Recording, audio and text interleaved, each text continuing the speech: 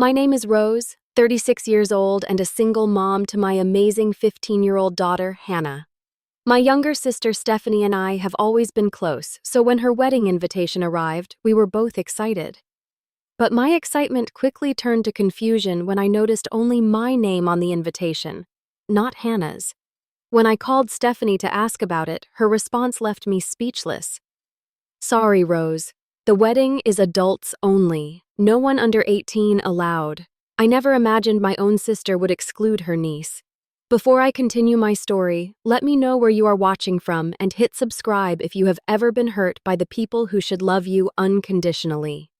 Stephanie and I grew up in a middle-class neighborhood in Denver. With a 5-year age gap between us, I naturally took on the role of protector and caretaker. Our parents both worked long hours at their respective jobs. My father as an accountant and mother as a nurse, which meant I often picked Stephanie up from elementary school while I was in middle school. I would help her with homework, make her afternoon snacks, and listen to her stories about school. I remember one particular incident when Stephanie was 9 and I was 14. Some girls at her school were bullying her because of her red hair and freckles. When I found out, I marched right over to those girls during recess and told them if they ever bothered my sister again, they would have to deal with me. The bullying stopped immediately.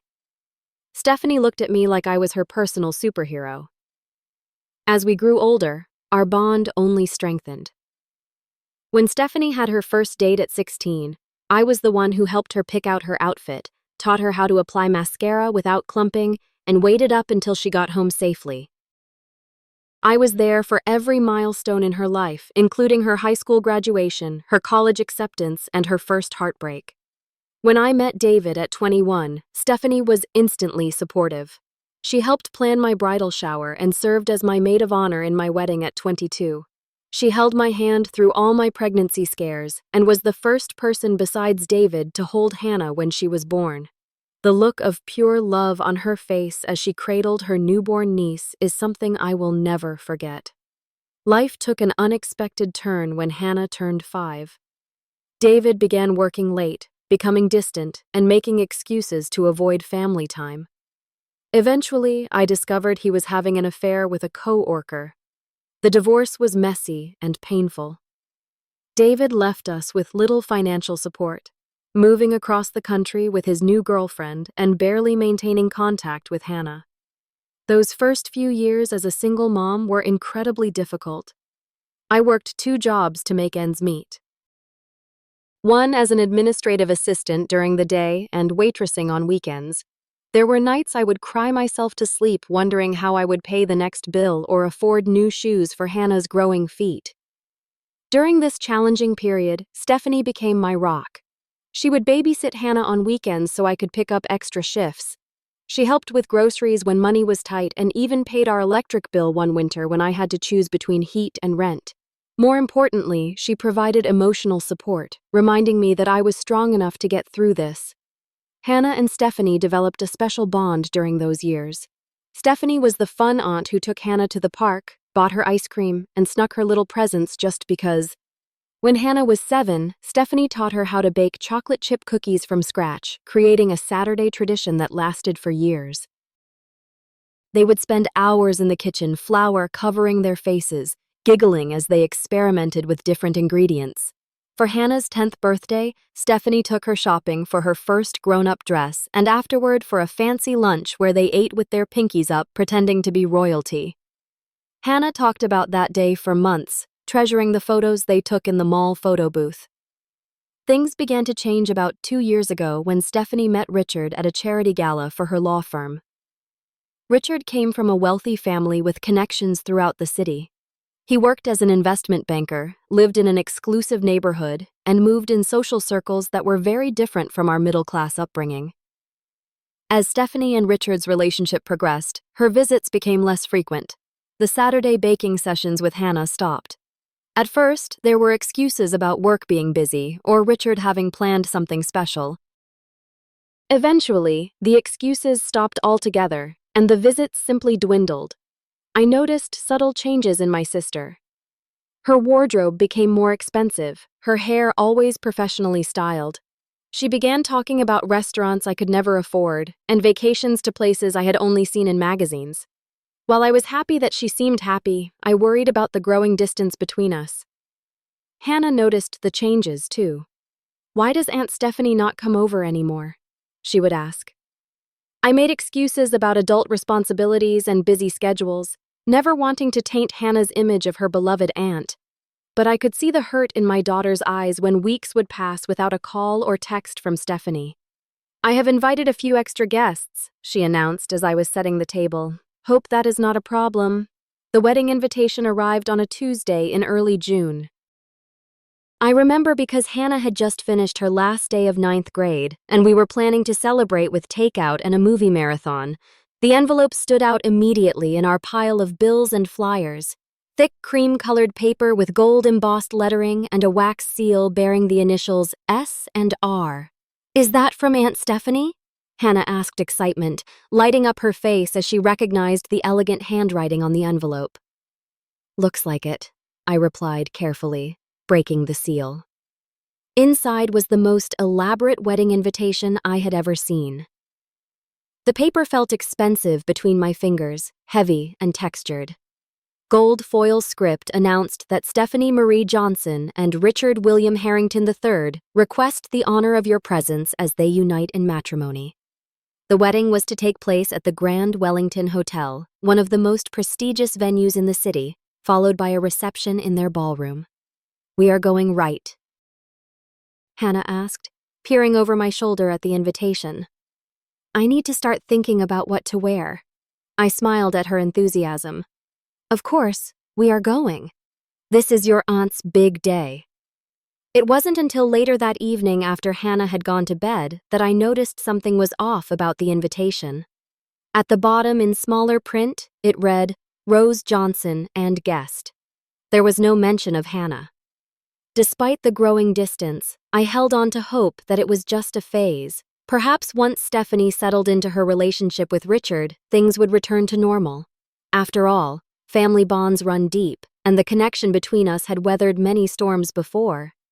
When I called, Stephanie answered on the third ring, her voice distracted. "Rose, I was just about to call you. Did you get the invitation? Did you? Did you get the invitation?" "Yes, we did. It's beautiful. Steph. Hannah is so excited about the wedding." There was a pause on the line about that. "Rose, Richard, and I have decided to make the wedding adults only. No one under 18. I felt like someone had punched me in the stomach. "What do you mean? Hannah is your niece, not some random child. I know and I love her, but Richard's family is very traditional. They are contributing significantly to the wedding, and they expect a certain level of sophistication. Children can be unpredictable, and we want everything to be perfect." "Hannah is 15, not 5, I argued. "She knows how to behave at formal events. She won't be running around screaming or throwing food." Stephanie sighed. "It is not just about behavior. The venue is very upscale, and we are having an open bar. Plus, Richard's family does not believe events like this are appropriate for young people. It is an adult celebration." I could not believe what I was hearing. My sister was excluding her own niece from one of the most important days of her life because her fiancé's family did not think it was appropriate. "What if Hannah helped out somehow?" I suggested, desperately trying to find a compromise. She could hand out programs or help guests sign the guest book. That way, she could be part of the day without being a regular guest. "We have already hired professional staff for all of that," Stephanie replied, her voice growing cold. "Everything has been planned down to the last detail. We cannot make changes now." Suddenly, I heard Richard's voice in the background, followed by Stephanie covering the phone and whispering. When she returned, her tone had changed completely. "Look, Rose, this is not up for negotiation. Richard and I have made our decision. The invitation is for you and a +1, meaning an adult guest, not Hannah. I hope you can respect our wishes for our special day." Before I could respond, Richard's voice came on the line. "Rose, this is Richard. I understand you might be disappointed, but Stephanie and I have a vision for our wedding day. It is a sophisticated affair, and we have spent a significant amount of money to ensure everything is perfect. We cannot make exceptions even for family. I am sure you understand." The condescension in his voice made my blood boil, but I kept my composure. "I understand completely that this is your wedding. What I do not understand is how my 15-year-old niece does not qualify as family on a day that is supposed to be about celebrating family coming together." "Well," Richard said, clearly annoyed, "that is your perspective. Ours differs. The invitation stands as written. We hope to see you there." With that, he handed the phone back to Stephanie, who quickly said she had to go and ended the call. I sat there holding my phone, stunned at what had just happened. How was I going to tell Hannah that her aunt, whom she adored, did not want her at the wedding? How could I explain that she was being excluded because she was not considered sophisticated enough? And the thought of the disappointment on her face made my heart ache. This was not just about missing a party. This was about being rejected by family, being told, "You are not good enough." It was a feeling I knew all too well from my own childhood. And I had always sworn Hannah would never experience that kind of pain. After the phone call with Stephanie and Richard, I sat at our kitchen table for nearly an hour, my emotions swirling like a tornado. Anger at my sister for allowing this to happen. Hurt that she would choose her new life over her family. Worry about how this would affect Hannah. And beneath it all, a deep sadness that the sister I had grown up with, the one who had stood by me through my darkest days, seemed to have disappeared. I considered my options carefully. I could attend the wedding alone, leaving Hannah behind and pretend everything was fine. I could try to reason with Stephanie again, perhaps involving our parents to mediate. Or I could take a stand and refuse to attend a celebration that excluded my daughter. The next morning, Hannah bounded into the kitchen, her phone in hand. "Mom, Aunt Stephanie's wedding is going to be so fancy. I was looking at pictures of the hotel online. They have chandeliers that are like bigger than our living room." My heart sank. I had hoped to have more time to figure out how to break the news, but it was clear I needed to have this conversation now. "Honey, sit down for a minute. I need to talk to you about something." Hannah's smile faltered as she sat across from me at the table. "What is it? Is something wrong?" I took a deep breath. "I called Aunt Stephanie yesterday about the wedding invitation. There is something you need to know." I tried to explain the situation as gently as possible without vilifying Stephanie or Richard. I told her about the adults-only policy and how unfortunately that meant she would not be able to attend. Hannah's face fell, but she quickly tried to mask her disappointment. "Oh well, that is okay. I guess it is their wedding, so they get to decide." "Are you sure you are okay with this?" I asked, reaching across the table to take her hand. She nodded, but I could see her eyes beginning to water. "Yeah, totally fine. It is probably going to be boring anyway. All those fancy people talking about boring adult stuff." Then she looked up at me with a question that broke my heart.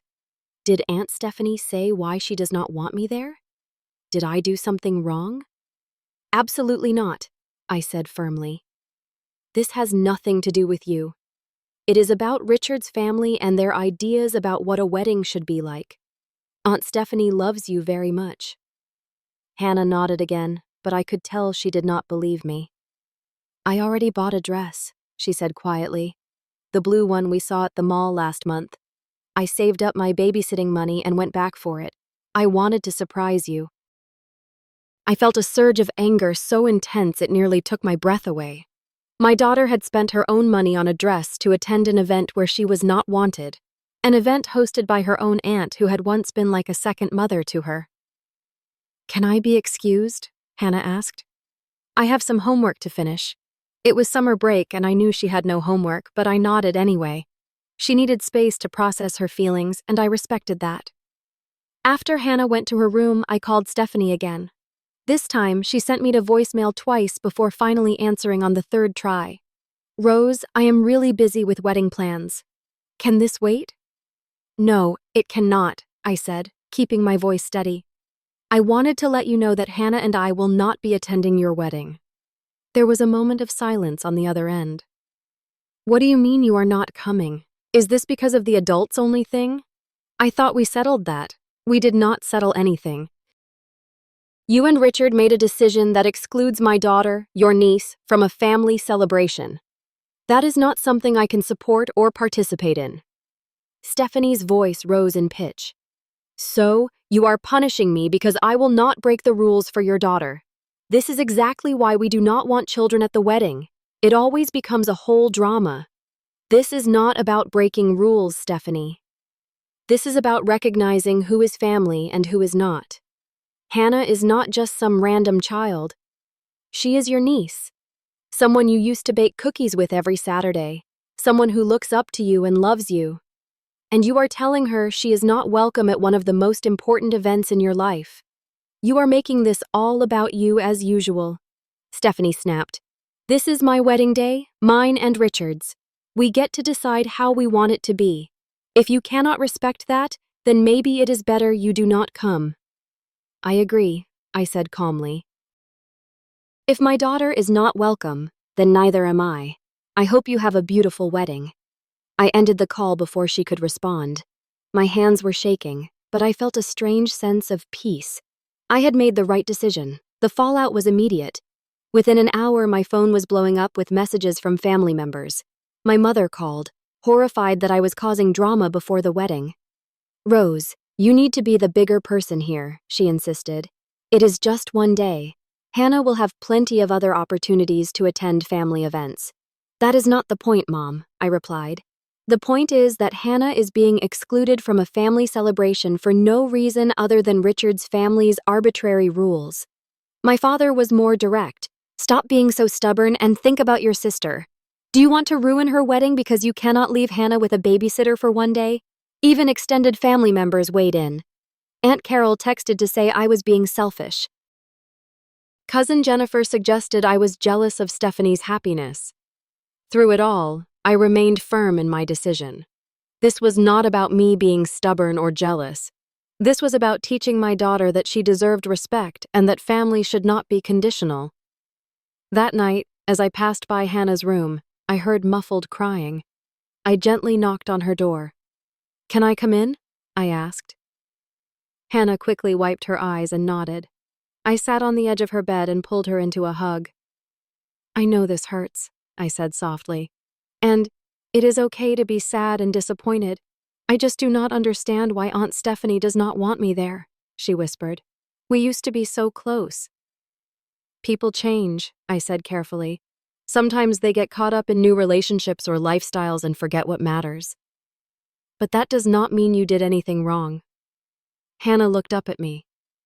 Are you really not going to the wedding because of me? I brushed her hair back from her forehead. I am not going because I believe we are a package deal. If someone cannot accept both of us, then they do not get either of us. That is what family means to me. Hannah hugged me tighter. Thank you, Mom. As I held my daughter, I knew I had made the right choice. Sometimes standing up for what you believe in means making difficult decisions. But in this case, the decision was clear. My priority was protecting my daughter's heart and teaching her about self-respect and true family values. The wedding was still weeks away, and I knew the pressure from family would continue, but my mind was made up. Hannah and I would spend that day doing something special together, creating our own memories, while Stephanie created hers without us. The day of Stephanie's wedding arrived with perfect weather. Bright blue skies, not a cloud in sight, and a gentle breeze, the kind of day brides dream about. As I looked out our kitchen window that morning, I felt a pang of sadness. Despite everything, part of me still wished I could be there to see my little sister walk down the aisle. So, what are we doing today? Hannah asked, joining me at the breakfast table. She was trying to sound casual, but I could tell she was making an effort to appear upbeat. I was thinking we could have our own special day, I replied, pouring her a glass of orange juice. How about we start with that new Marvel movie you have been wanting to see, then lunch at Cheesecake Factory, and afterward we could hit the mall. I think we both deserve some retail therapy. Hannah's face brightened. Really? That sounds awesome. We spent the morning at the theater, losing ourselves in the action and adventure on screen. Hannah seemed genuinely happy, laughing at the funny parts and gripping my hand during the tense scenes. For a few hours, we both forgot about the wedding. After the movie, as we were enjoying our lunch, my phone started buzzing with texts. I tried to ignore it, but they kept coming. "Is that about the wedding?" Hannah asked, noticing my distraction. I nodded quickly, scanning the messages. They were from various family members and friends who were at the ceremony. "Your aunt looked beautiful," my cousin Brenda had written, attaching a photo of Stephanie in her wedding dress. She did look stunning, radiant in an ivory gown that probably cost more than my monthly salary. "Stephanie keeps looking for you." Another message read, "She seems sad. You are not here." And from my mother, the ceremony was beautiful. "Richard's family is very impressive. It is not too late to come to the reception." I put my phone away, determined not to let it ruin our day. "Just updates from the wedding," I told Hannah. "Nothing important." "You can tell me, Mom," Hannah said. "I am not a baby. I know today is hard for you too. Sometimes I forgot how perceptive my daughter was." "You are right," I admitted. "Today is difficult, but I am exactly where I want to be, with the person who matters most to me." Hannah smiled and we continued our lunch, sharing a slice of cheesecake for dessert before heading to the mall. As promised, we indulged in some retail therapy buying, matching mother, daughter, bracelets, and a new pair of sneakers for Hannah. By the time we returned home that evening, my phone had accumulated dozens more messages and several missed calls. The wedding was over and the fallout was beginning. My mother called as soon as we walked through the door. "Rose, how could you do this to your sister? She was looking for you all day." Richard's family kept asking where her sister was and she had to make excuses. "Mom, we have been through this." I sighed. "Stephanie made her choice and I made mine. You are being childish." My mother snapped. "This was the most important day of her life, and you ruined it because of your pride." "This wasn't about pride," I insisted. "This was about standing up for Hannah and showing her that family does not exclude family."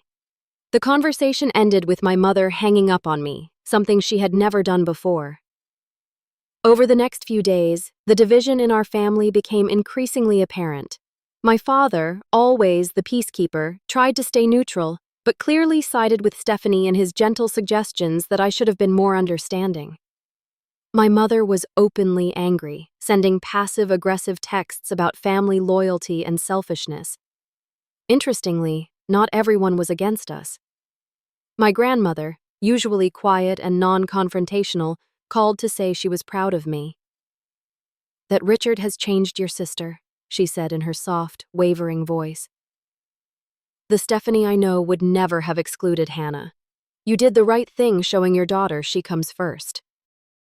A few cousins and friends also reached out with support, some confessing they thought the adults' only rule was ridiculous, especially when it came to immediate family. Meanwhile, Stephanie and Richard were enjoying a honeymoon in Italy. Her social media was filled with pictures of them drinking wine in Tuscany, riding gondolas in Venice, and posing in designer clothes against Mediterranean backdrops. There was no mention of the wedding drama or any acknowledgement that her sister and niece had been absent from her big day. Friends who attended the wedding told me it had been extravagant beyond belief. Ice sculptures, a 10-piece band, 5-course meal, and champagne that flowed like water. Richard's family old money from the East Coast had spared no expense in showcasing their wealth and status. "It was beautiful," my friend Lisa told me over coffee, but honestly, it did not feel like Stephanie. It felt like a show for Richard's family and business associates. Half the guests were people I had never seen before, older couples in expensive clothes who barely smiled. Another friend mentioned that she had overheard Richard's mother commenting on Stephanie's family.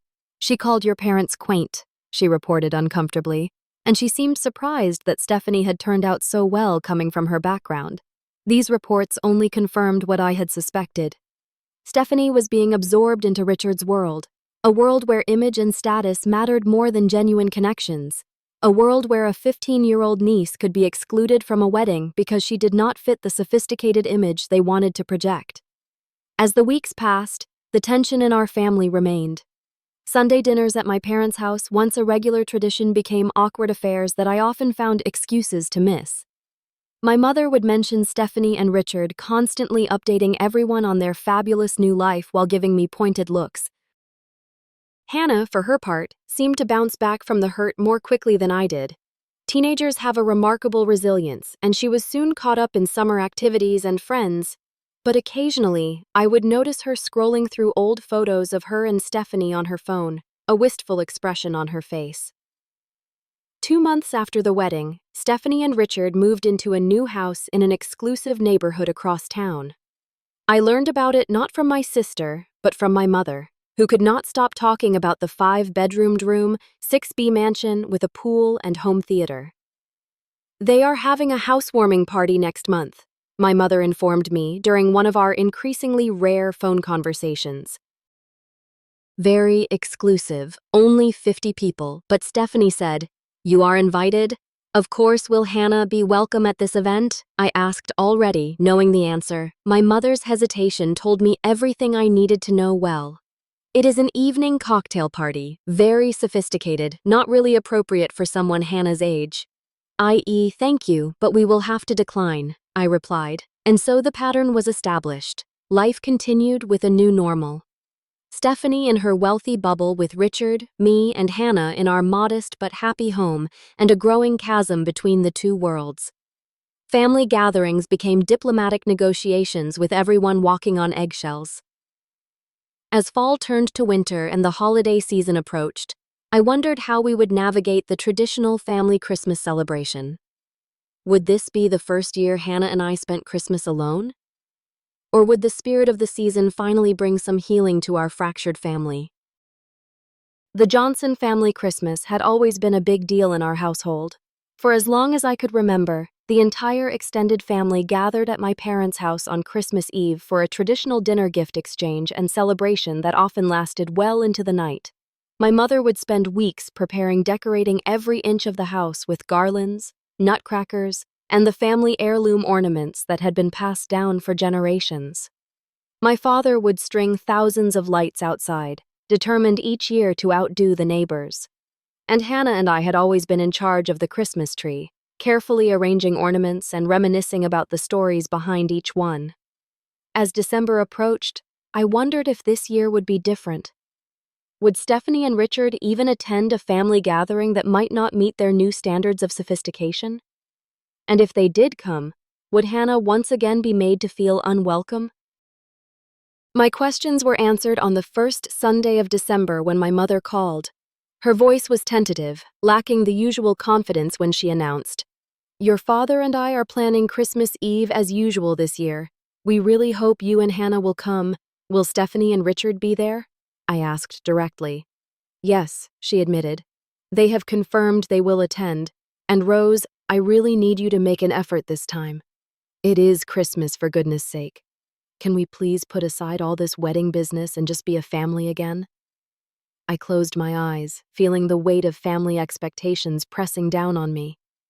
"Mom, I have no problem being civil to Stephanie and Richard, but I need to know that Hannah will be treated with respect. I will not put her through another rejection." "Of course, she will be treated with respect," my mother insisted. "It is Christmas. Everyone is welcome at Christmas." "That is not what I asked," I pressed. "I need to know that Stephanie and Richard acknowledge they hurt Hannah and that they will make an effort to make amends." My mother sighed heavily. "Rose, you are asking for too much. Stephanie does not feel she did anything wrong regarding the wedding. It was their special day, and they had the right to plan it as they wished. And I have the right to protect my daughter," I countered. "No one is asking you not to protect Hannah," my mother said, frustration evident in her voice. "But carrying this grudge is not healthy for anyone, especially not Hannah. Do you want her to grow up thinking that family relationships can be discarded over one disagreement?" She had a point, though. I was reluctant to admit it. Was I using Hannah as an excuse to avoid dealing with my own hurt feelings about Stephanie's changes? Was I making things worse by keeping Hannah away from family gatherings? "I will think about it," I finally said. "But I need to talk to Hannah first. This has to be her decision, too. After hanging up, I found Hannah in her room. Textbooks spread across her bed as she worked on a science project. "Hey, sweetheart," I said, sitting on the edge of her bed. "Can we talk for a minute?" She looked up from her work. "Sure, what is up?" Grandma called about Christmas Eve. "They are doing the usual family gathering at their house. Aunt Stephanie and Richard will be there." Hannah's expression was unreadable. "Oh, are we going? That is what I wanted to talk to you about. I think this should be your decision. If you are not comfortable going, we can start our own Christmas tradition this year. Maybe go skiing for the weekend or take a trip to visit Aunt Judy in California." Hannah was quiet for a moment, considering the options. "Will Aunt Stephanie even want me there after the whole wedding thing?" "Grandma says everyone is welcome," I replied carefully. "But I understand if you are hesitant." "I do not want to cause drama," Hannah said, picking at a loose thread on her comforter. "But I also do not want to miss Christmas with Grandma and Grandpa, and I miss Aunt Stephanie, even if she has been weird lately." My heart ached at her words. Despite everything, Hannah still loved her aunt and wanted that relationship back. What if we go but have a backup plan? I suggested if things get uncomfortable, we can leave early and catch a late movie or something. Hannah nodded slowly. "Okay, I think I want to go, but can we practice what to say if Richard is mean again?" "Absolutely," I agreed. "We will come up with some polite but firm responses. And remember, we are a team. If at any point you want to leave, just give me the signal and we are out of there." Over the next few weeks, as Christmas approached, I found myself increasingly anxious about the upcoming family gathering. My father called twice to remind me to keep the peace and think of the family. My mother sent detailed texts about the menu, seating arrangements, and gift exchange, as if focusing on logistics could somehow erase the underlying tension. Meanwhile, I was formulating a plan of my own. If we were going to attend this Christmas celebration, I wanted it to be meaningful. I wanted to make a statement not with confrontation or anger, but with something more powerful, something that might finally break through the wall Stephanie had built around herself. I spent evenings after Hannah went to bed working on a special project, gathering materials and memories from years past. It was therapeutic in a way, revisiting happier times and remembering the sister Stephanie used to be. As Christmas Eve approached, Hannah and I went shopping for gifts for the family. For my parents, we chose a digital photo frame preloaded with family photos. For various aunts, uncles, and cousins, we selected thoughtful but simple presents. But for Stephanie and Richard, I had something different in mind. "What do you get for people who can buy themselves anything they want?" Hannah wondered as we browsed through a department store. "Sometimes the most valuable gifts are not things that can be bought," I replied. "Sometimes they are reminders of what truly matters." The night before Christmas Eve, as we wrapped presents, Hannah asked me a question that caught me off guard. "Mom, do you think Aunt Stephanie is happy with Richard and her new life? I paused, considering how to answer honestly without disparaging my sister. "I think Stephanie is living the life she thinks she wants right now. Sometimes people get caught up in appearances and forget to check if they are actually happy with what is underneath. Like when I wanted those expensive jeans because all the popular girls had them, but then I never wore them because they were uncomfortable," Hannah suggested. I smiled at her insight. Exactly like that. Sometimes we think we want something because of how it looks from the outside, not realizing it might not feel right when we actually have it. Hannah nodded thoughtfully. "I hope she figures it out. I miss the old Aunt Stephanie." "Me too, honey," I said softly. "Me too." That night, I finished wrapping Stephanie and Richard's gift, tying it with a beautiful red ribbon. It wasn't expensive or impressive by their standards. It wouldn't match their luxurious lifestyle or fit into their sophisticated image, but it contained something more valuable than anything money could buy: truth and memories. As I placed it under our small Christmas tree, I wondered how it would be received. Would Stephanie see it as the olive branch it was intended to be, or would she dismiss it as sentimental nonsense that had no place in her new life? Either way, I was ready to face Christmas Eve with my head held high and my daughter by my side. Whatever happened, we would face it together, with dignity and grace. And maybe, just maybe, a Christmas miracle would bring back the sister I had lost. Christmas Eve arrived with a light dusting of snow, just enough to make everything look magical without causing driving hazards. Hannah and I spent the morning baking cookies to bring to dinner, following my grandmother's recipe for gingerbread that had been a family tradition for generations. "Do I look okay?" Hannah asked nervously as we prepared to leave. She was wearing a green velvet dress with a delicate gold necklace I had given her for her last birthday. "You look beautiful," I assured her, adjusting a strand of her hair. "Remember, hold your head high. You have nothing to be ashamed of." We arrived at my parents' house at exactly 6 p.m., arms laden with gifts and cookies. The house looked like something out of a Christmas movie, with twinkling lights outlining every window and door and a large wreath adorning the front entrance. My mother greeted us with forced cheerfulness. "Rose Hannah, Merry Christmas. Come in, come in. Everyone is already here." My stomach tightened at those words. Everyone included Stephanie and Richard. As we entered the living room, I immediately spotted them by the fireplace. Stephanie in a designer red dress that probably cost more than my monthly rent. Richard in a tailored suit that seemed excessive for a family gathering. They were chatting with my father and Richard's parents, who had apparently been invited this year. Hannah gripped my hand tighter as we approached the group. I squeezed back reassuringly. "Merry Christmas," I said to everyone, keeping my voice pleasant and neutral. Richard's parents nodded stiffly, clearly sizing us up and finding us lacking. My father gave us each a warm hug. Richard offered a curt Merry Christmas without quite making eye contact. Stephanie hesitated for a moment before stepping forward to hug me briefly. "Glad you could make it," she said, her voice not quite matching her words. Then she turned to Hannah with an awkward smile. "Hey, Hannah, you have grown since I last saw you." "Hey, Stephanie," Hannah replied politely. "Merry Christmas." An uncomfortable silence fell over the group until my mother announced dinner was ready. We moved to the dining room where the table had been extended to accommodate all 15 guests. I noticed immediately that Hannah and I had been seated at the opposite end of the table from Stephanie and Richard, with Richard's parents given the places of honor near my parents. The message was clear. The new social hierarchy in our family had Stephanie and her in-laws at the top, with Hannah and me at the bottom. Dinner was a tense affair, with conversation flowing awkwardly around sensitive topics. My mother fawned over Richard's mother, complimenting everything from her jewelry to her charity work. My father talked business with Richard, and his father nodding impressed at every mention of million-dollar deals and exclusive golf clubs. Halfway through the meal, Richard cleared his throat and raised his glass. "I would like to propose a toast," he announced, his voice carrying that unmistakable tone of someone accustomed to being listened to new family traditions and exciting news. Everyone raised their glasses expectantly.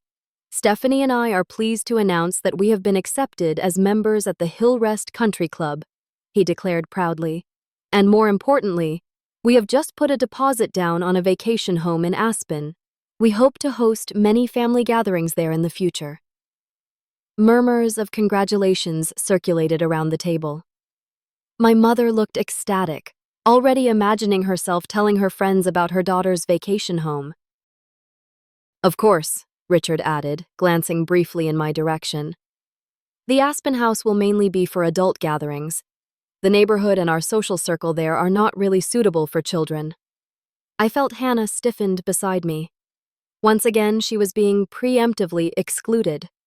I placed my hand over hers under the table, silently communicating my support. "How wonderful!" my mother gushed, either missing or ignoring the slight. Stephanie always loved skiing as a child.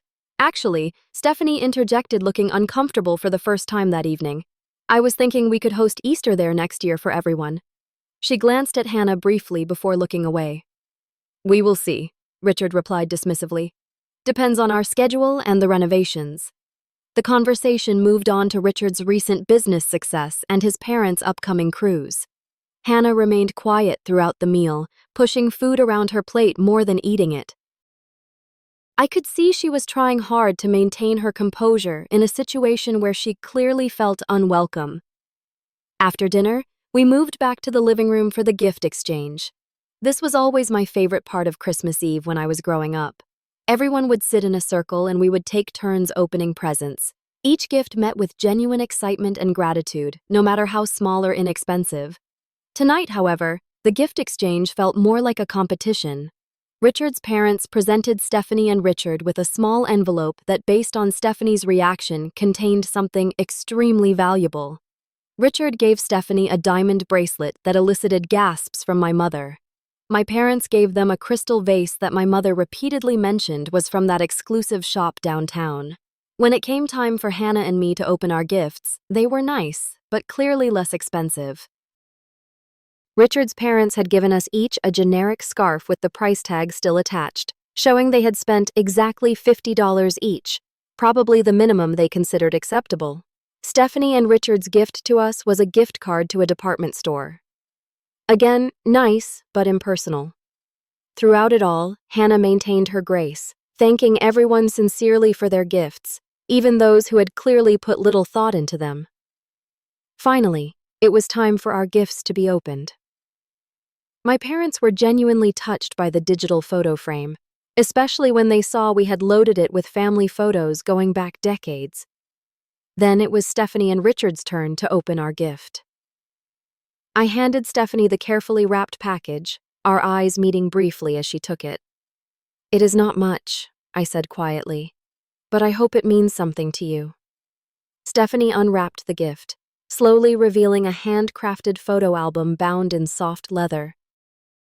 The cover read, "Family Memories" in simple gold lettering.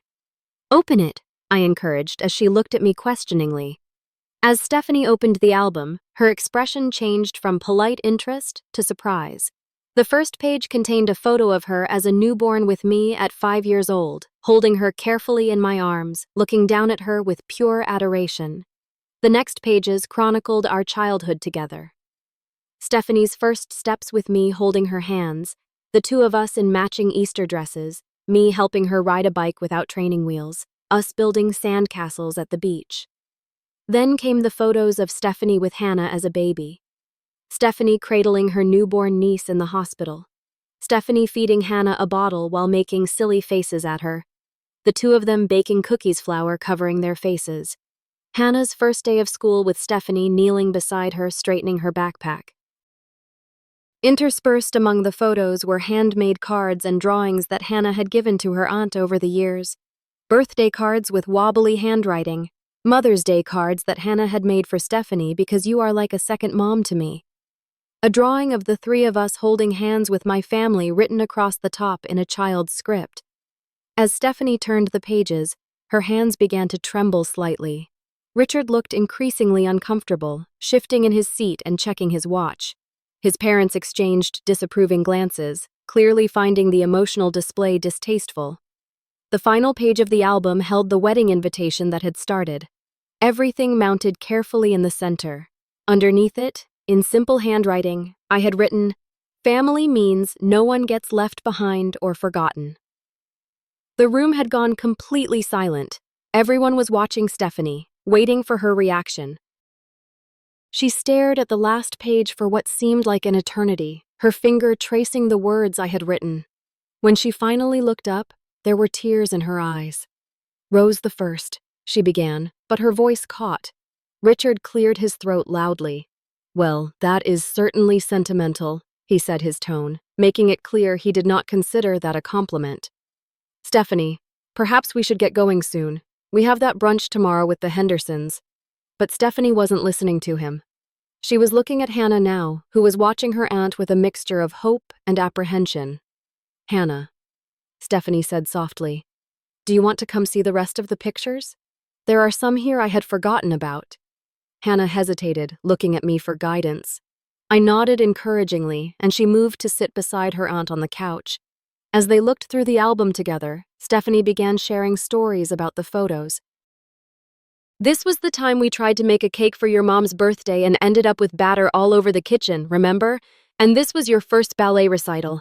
You were so nervous, but you did perfectly." Hannah smiled genuine happiness, lighting up her face for the first time that evening. I remember. You brought me those pink roses afterward and told me I was the best dancer there, even though I totally messed up the spin part. For a moment, it was like the old Stephanie had returned, the one who valued family above all else, the one who saw Hannah as a precious part of her life, not an inconvenience to be excluded. Richard watched this interaction with growing impatience. "Stephanie," he said sharply, "it is getting late." Stephanie looked up at him, and I saw something in her expression I hadn't seen before. Resistance. "Just a few more minutes, Richard. I haven't seen these photos in years." Richard's jaw tightened, but he said nothing more. His parents, however, made a show of checking their watches and gathering their coats, clearly disapproving of the turn the evening had taken. As the night wound down, Stephanie pulled me aside. "Can we talk privately?" We stepped into my father's study, closing the door behind us. For a moment, neither of us spoke. "The album," Stephanie finally said. "It is beautiful. Thank you." "You are welcome," I replied. "I wanted to remind you of who we used to be, who we still can be." Stephanie's eyes filled with tears again. "I know I have been different since meeting Richard. His world is so demanding. There are expectations I never had to deal with before." "But at what cost, Steph?" I asked gently. "You excluded your own niece from your wedding. A niece you used to love like your own daughter. Is fitting into Richard's world worth losing who you really are?" She looked down, unable to meet my eyes. "Richard's family is very traditional. They have certain ideas about how things should be done. And Richard, he can be difficult when he does not get his way." I felt a chill at her words. "Stephanie, are you happy? Truly happy?" She didn't answer immediately, which was an answer in itself. "I have everything I thought I wanted," she finally said. "The beautiful house, the successful husband, the social status." But when I saw those pictures tonight, her voice trailed off. "It is not too late," I told her. "Hannah still loves you. She misses her aunt, the one who used to bake cookies with her and take her shopping and tell her she could be anything she wanted to be." Stephanie wiped away a tear. "I have made such a mess of things. I do not know how to fix it. Start by being the Stephanie in those photos again?" I suggested the one who knew that family means everyone, not just the convenient or socially acceptable parts. She nodded slowly. "I will try. I promise I will try." As we rejoined the others, I noticed Richard watching us suspiciously. He knew something had shifted, though he couldn't quite identify what it was. When it was time to leave, Stephanie hugged Hannah tightly. "I have missed you," she whispered, loud enough that I could hear. "Can we have lunch next week, just the two of us, like we used to?" Hannah's face lit up. "Really, I would love that." Richard frowned, but said nothing. His parents had already left, citing the late hour and the long drive back to their hotel. As Hannah and I drove home that night, the car was filled with a sense of cautious hope. "Do you think Aunt Stephanie meant it?" Hannah asked about lunch and everything. "I think she did," I replied. The album reminded her of who she used to be. Sometimes people just need a gentle nudge to find their way back to themselves. "That was a pretty awesome Christmas present," Mom Hannah said, smiling. "Way better than a gift card." I laughed, feeling lighter than I had in months. Sometimes the best gifts are the ones that remind us of what really matters. That night, as I tucked Hannah into bed, something I rarely did now that she was 15, she looked up at me with serious eyes. "Thank you for standing up for me, Mom. With the wedding and everything, I know it was hard for you to say no to Aunt Stephanie." I kissed her forehead. "You will always come first for me, Hannah. Always. That is what being a parent means." As I closed her door, I reflected on the evening. My small change to our usual Christmas gifts, the simple act of reminding Stephanie of our shared history and the bonds that had once been unbreakable, had created a crack in the wall she had built around herself. It wasn't a complete reconciliation, not yet, but it was a start. And sometimes that is all you need. A beginning, a chance to rebuild what has been broken, a reminder of what truly matters in life. The days following Christmas brought a flurry of unexpected developments. The morning after our family gathering, I received a text from Stephanie that simply read, "Can we meet for coffee tomorrow?" Just us. We met at a small cafe halfway between our home's neutral territory for what I suspected would be a difficult conversation. Stephanie arrived looking different than she had at Christmas. Gone were the designer clothes and perfect makeup. Instead, she wore jeans, a simple sweater, and minimal makeup. She looked more like the sister I remembered. "Thank you for meeting me," she said, as she slid into the booth across from me. "I have been doing a lot of thinking since Christmas Eve. The album really affected you, didn't it?" I asked. She nodded, turning her coffee cup in her hands. "It wasn't just the photos, though. They were powerful. It was seeing Hannah's face when I suggested lunch. The pure joy at the thought of spending time with me again. I realized how much I have been missing, how much I have thrown away trying to fit into Richard's world. It is not too late to fix things," I said cautiously. "That is what I want to talk to you about," Stephanie replied.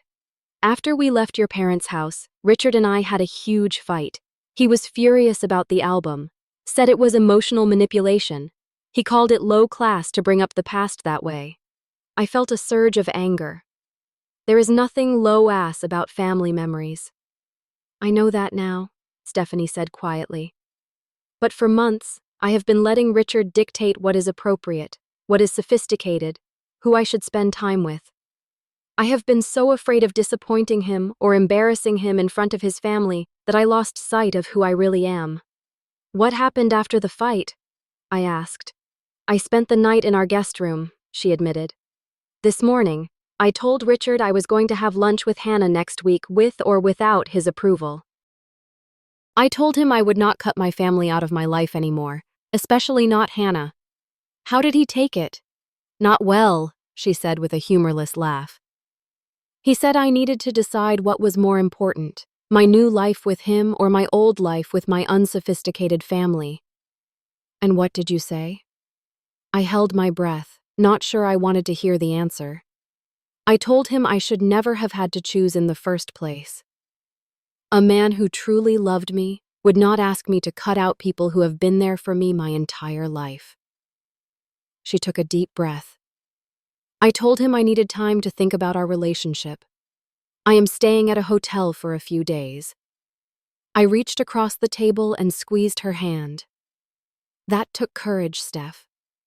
"It should not have taken courage to stand up for my family," she said, tears filling her eyes.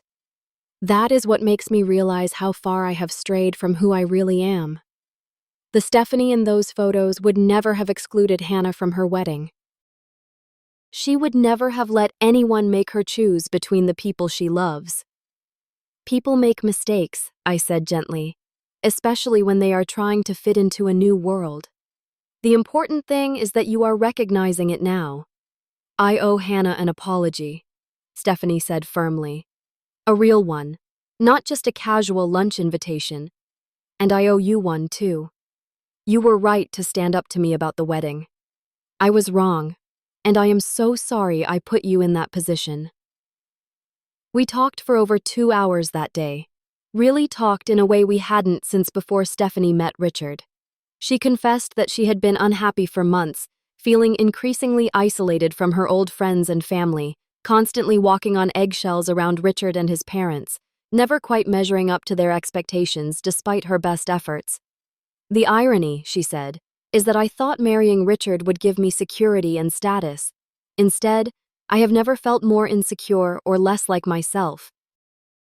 The following week, true to her words, Stephanie took Hannah to lunch. They went to their old favorite spot, a casual diner where they had spent countless Saturdays before Stephanie met Richard. When Hannah came home, she was beaming on. Stephanie said she made a huge mistake about the wedding. Hannah told me excitedly. She apologized like 1,000,000 times and said she should have stood up to Richard. "And guess what? She is taking me shopping next weekend just like we used to do." Over the next few months, I watched as Stephanie gradually reclaimed pieces of her old self. She and Richard entered counseling, trying to find a way forward that respected both their relationship and Stephanie's family ties. It wasn't always smooth. Richard resisted at first, accusing Stephanie of regressing, of embarrassing him in front of his family by suddenly insisting on including Hannah in events, but Stephanie stood firm. For the first time since meeting Richard, she established boundaries and stuck to them. "Hannah is my niece, my family," she told him. "She will be included in our lives. That is non-negotiable." To everyone's surprise, Richard eventually began to adapt. Perhaps he realized how close he had come to losing Stephanie. Perhaps the counseling helped him see beyond his rigid upbringing. Whatever the reason, he made efforts to get to know Hannah, even inviting her to help design a recreation room in their new house for when you visit. By spring, the family dynamics had shifted significantly. Sunday dinners resumed, now alternating between my parents' house and Stephanie and Richard's. Hannah was always included, always welcomed. Richard's parents remained stiff and formal, but they no longer openly excluded Hannah or made pointed comments about children at adult events. At Easter, Stephanie and Richard did indeed host the family at their Aspen house, as Stephanie had suggested at Christmas. Hannah was given her own room decorated specifically for her with photos of her and Stephanie on the dresser. It was a clear message this space was hers. She belonged here. One evening during that Easter weekend, as Hannah and Richard's father were engaged in an unexpected but lively chess match, Stephanie and I stepped onto the balcony to admire the mountain view. "Thank you," she said, wrapping her arms around herself against the chill. "For what? For not giving up on me. For showing me what I was about to lose." She turned to look at me. That album was the wake-up call I needed. It showed me who I used to be and who I was becoming. I did not like the comparison. "That is what family does," I replied. "Holds up a mirror when we need it most. I almost lost everything that really matters," Stephanie said quietly, trying to gain things that don't. As we stood there watching the sun set behind the mountains, I reflected on everything that had happened since that wedding invitation arrived last June. The hurt, the anger, the broken relationships, and now the healing. I had made a difficult choice to stand up for what I believed was right, to show my daughter that she deserved respect and inclusion, especially from family. It had been painful and lonely at times, but standing firm in that conviction had ultimately led to something better than mere reconciliation. It had led to growth and understanding for all of us. Stephanie had learned that true happiness comes not from social status or material possessions, but from authentic connections with the people who love you for who you really are. Hannah had learned that sometimes standing up for yourself means facing rejection and disappointment, but that self-respect is worth the temporary pain. And I had learned that sometimes the most powerful way to change a situation is not through angry confrontation, but through a gentle reminder of what truly matters. As we rejoined the others inside, I watched Hannah laugh at something Richard said, saw the genuine smile on Stephanie's face as she observed them getting along, and felt a sense of peace settle over me. Sometimes the hardest choices lead to the most beautiful outcomes. Sometimes standing your ground is the greatest gift you can give not just to yourself but to everyone involved. And sometimes a simple photo album can bridge the gap between who we have become and who we truly are. In the end, family is not about perfect harmony or always agreeing. It is about loving each other through the disagreements, standing up for what is right, even when it is difficult, and finding your way back to each other when you have lost your way. Have you ever had to make a difficult decision to protect someone you love? How did you handle family conflicts that seemed impossible to resolve? I would love to hear your stories in the comments below. And if this story resonated with you, please hit that like button and subscribe to hear more real-life experiences. Thank you for listening to my story. And remember, sometimes the smallest actions can create the biggest changes in the hearts of those we love.